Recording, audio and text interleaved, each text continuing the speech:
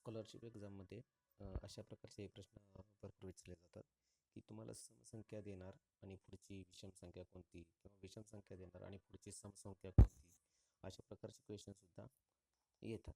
पण त्यासाठी आपल्याला एक त्याच टाईपची गणितं पाहायचे आहेत. फॉर एक्झाम्पल, 30 नंतर येणारी क्रमागत 7वी विषम संख्या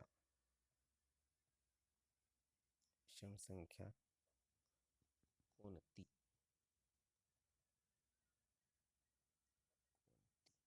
आता ह्या गणितामध्ये पाहिलं तर पहिल्यांदा संख्या शोधून घ्यायची की कोणत्या टाईपचे दिले. आता 30 ही मित्रांनो, 30 ही संख्या आहे सम. 30 ही संख्या आहे सम आणि विचारलेली संख्या बघा, येणारी क्रमागत सातवी विषम संख्या. विचारले कोणती? विषम. म्हणजे दिलेली संख्या आहे आपली सम आणि विचारलेली संख्या आहे विषम. अशा वेळेस पॅटर्न होतो समविषम. पॅटर्न काय होतो? सम विषम. मग ह्याच्यासाठी सूत्र आहे, सूत्र जे आपण मागच्या लेक्चरमध्ये पाहिलं होतं त्या पद्धतीनेच, फक्त थोडा बदल आहे. दिलेली संख्या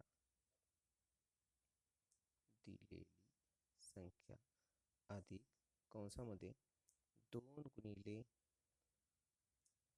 विचारलेली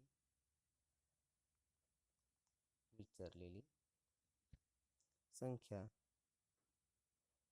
कंस पूर्ण. फक्त एक छोटासा बदल करायचा आहे, -1. फक्त काय करायचं आहे? -1. मग आता आपण बघूया, दिलेली संख्या आपली आहे 30, म्हणून मी इथे लिहितो 30 अधिक कंसामध्ये 2 गुणिले विचारलेली संख्या कोण आहे? 7, म्हणून इथे लिहिलं 7 कंस पूर्ण -1. 30 अधिक 7 बेसाती 14 - 1 आणि 30 अधिक 14 1 केलं 13 आणि उत्तर असेल 43. उत्तर आलं 43. म्हणजे बघा, जर समविषम पॅटर्न आला, आपण जर पाहिले काय, हे सूत्र पाहिले आपण मागच्या लेक्चरमध्ये की सम असेल तर, विषम विषम असेल तर कसं सोडवायचं. मग आता फक्त काय करायचं, सम विषम असेल तर फक्त एक एक्स्ट्रा गोष्ट जोडायची, -1. जसं सम विषम आहे त्याच पद्धतीने आपण एक एक्झाम्पल घेऊ. नेक्स्ट विषम समसाठी एक्झाम्पल घेऊ. फॉर एक्झाम्पल, तुम्हाला एक विषम संख्या दिली 15. 15 नंतर येणारी क्रमागत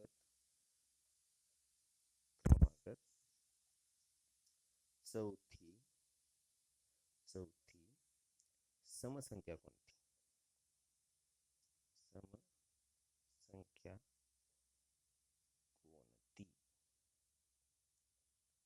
मग आता अशा वेळेस आपण काय काय केलं पाहिजे पहा.